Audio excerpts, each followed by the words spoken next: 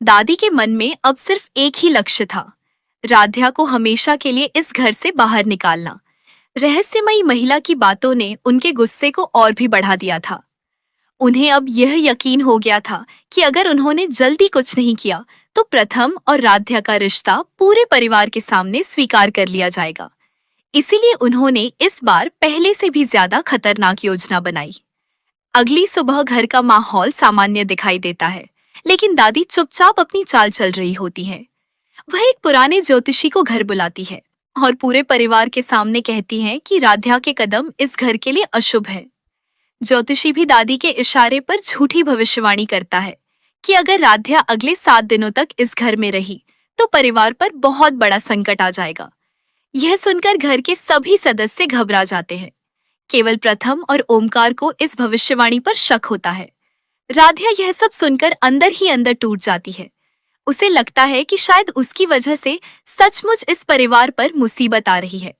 वह चुपचाप अपना सामान पैक करने लगती है ताकि बिना किसी झगड़े के इस घर से चली जाए। तभी प्रथम उसके कमरे में पहुंच जाता है। वह राध्या के हाथ से बैग छीनकर कहता है कि वह उसे कहीं नहीं जाने देगा। राध्या समझाने की कोशिश करती है कि अगर उसके जाने से परिवार खुश रहेगा तो यही सही होगा, लेकिन प्रथम साफ कह देता है कि वह झूठ और अंधविश्वास के आगे कभी नहीं झुकेगा। इसी बीच रहस्यमयी महिला फिर से मंदिर में दिखाई देती है। इस बार वह राध्या को एक प्राचीन रुद्राक्ष देती है और कहती है कि जब भी समय का रहस्य खुलने के करीब होगा, यह रुद्राक्ष अपने आप चमकने लगेगा। वह यह भी बताती है कि साल 2016 और 2026 के बीच जो संबंध बना है, उसका उत्तर महाकाल के एक प्राचीन मंदिर में छिपा हुआ है। लेकिन वहां तक पहुंचने के लिए राध्या और प्रथम को कई कठिन परीक्षाओं से गुजरना होगा। दूसरी ओर दादी की साजिश यहीं खत्म नहीं होती। वह घर के पुराने दस्तावेजों में छेड़छाड़ कर देती है और ऐसा माहौल बनाती है कि मानो राध्या ने परिवार की तिजोरी से कुछ महत्वपूर्ण कागज चुरा लिए हों। जब पूरे घर में उन दस्तावेजों की तलाश शुरू होती है तो दादी चालाकी से वही कागज राध्या के कमरे में रख देती है। कुछ देर बाद पूरे परिवार के सामने वही कागज राध्या के सामान से बरामद होते हैं। ओमकार और रजनी दोनों हैरान रह जाते हैं। दादी तुरंत राध्या पर चोरी का आरोप लगा देती है। राध्या रो रो कर अपनी बेगुनाही की दुहाई देती है, लेकिन इस बार सबूत उसके खिलाफ होते हैं। तभी प्रथम बिना देर किए सबके सामने खड़ा हो जाता है। वह कहता है कि अगर राध्या दोषी है तो वह भी दोषी है, क्योंकि उसे राध्या पर खुद से भी ज्यादा भरोसा है। उसके ये शब्द सुनकर पूरा परिवार स्तब्ध रह जाता है। उसी समय राध्या के हाथ में मौजूद रुद्राक्ष अचानक तेज रोशनी से चमकने लगता है। पूरे घर की बिजली एक पल के लिए चली जाती है और दीवार पर टंगी एक पुरानी तस्वीर नीचे गिर जाती है। तस्वीर के पीछे एक गुप्त दरवाजा दिखाई देता है। सभी लोग हैरानी से उस दरवाजे को देखते हैं। दरवाजा खुलते ही अंदर एक पुरानी संदूक मिलती है, जिसमें परिवार की कई साल पुरानी डायरी और कुछ रहस्यमयी दस्तावेज रखे होते हैं। जब ओमकार डायरी पढ़ते हैं तो उसमें लिखा होता है कि उनके पूर्वजों ने वर्षों पहले महाकाल मंदिर में एक विशेष अनुष्ठान किया था। उसी अनुष्ठान के दौरान भविष्यवाणी हुई थी कि परिवार में एक ऐसी लड़की आएगी जो समय के चक्र से जुड़ी होगी और वही पूरे वंश को एक बड़े संकट से बचाएगी। डायरी में उस लड़की की पहचान के रूप में एक विशेष रुद्राक्ष का भी उल्लेख होता है, जो इस समय राध्या के हाथ में होता है। यह सच सामने आते ही पूरे परिवार की सोच बदलने लगती है। रजनी पहली बार राध्या की तरफ विश्वास भरी नजरों से देखती है, लेकिन दादी इस खुलासे को भी मानने से इनकार कर देती हैं। वह कहती है कि यह सब किसी की चाल है और वह आखिरी सांस तक राध्या को इस घर की बहू नहीं बनने देंगी।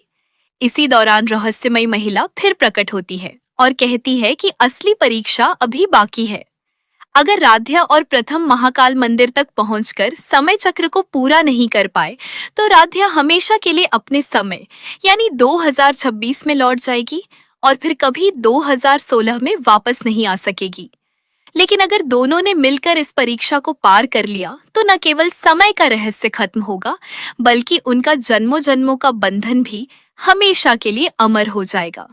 दादी यह सब सुनकर मन ही मन एक और खतरनाक योजना बनाती हैं।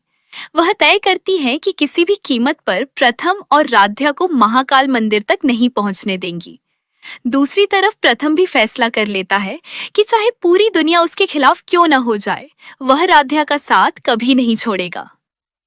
अब कहानी एक ऐसे मोड़ पर पहुंच चुकी है जहां प्यार, विश्वास, समय और किस्मत चारों की सबसे बड़ी परीक्षा होने वाली है।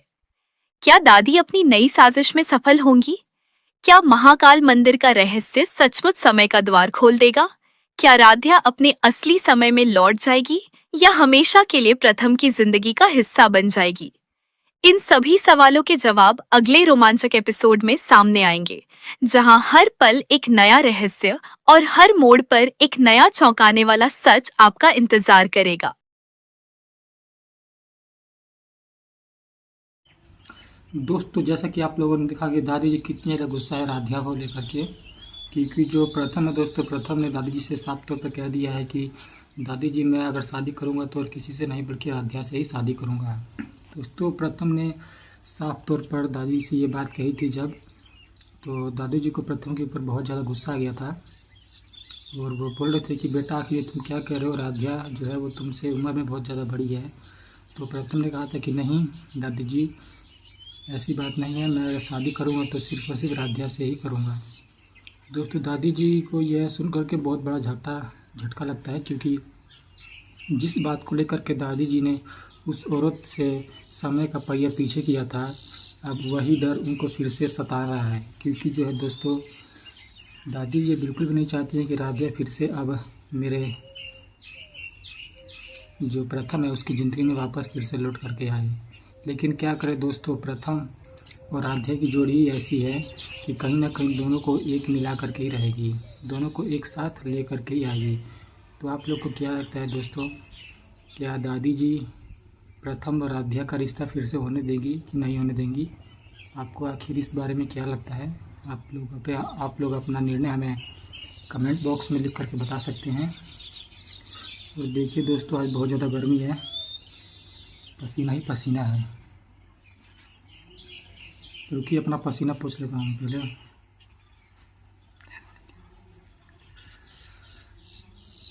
तो आप लोगों को क्या लगता है दोस्तों? और वहीं दोस्तों, जब प्रथम ने अपनी इस बात को अपनी मम्मी से जब शेयर किया तो उसकी मम्मी कह रही है कि हाँ बेटा ठीक है, मैं तुम्हारी शादी जो है वो राध्या से करा देंगी। लेकिन दादी जो है वह एक बड़ी रुकावट बन रही हैं प्रथम और राध्या के बीच में। तो आप लोगों को क्या लगता है दोस्तों, क्या दादी जी प्रथम और राध्या की शादी वापस होने देंगी?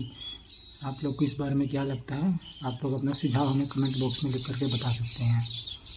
अगर वीडियो अच्छी भी लगी होगी तो वीडियो थोड़ी सी भी अच्छी लगी होगी तो वीडियो को लाइक कर देना और चैनल को सब्सक्राइब कर देना। मिलते हैं एक नई वीडियो में, तब तक के लिए बाय बाय।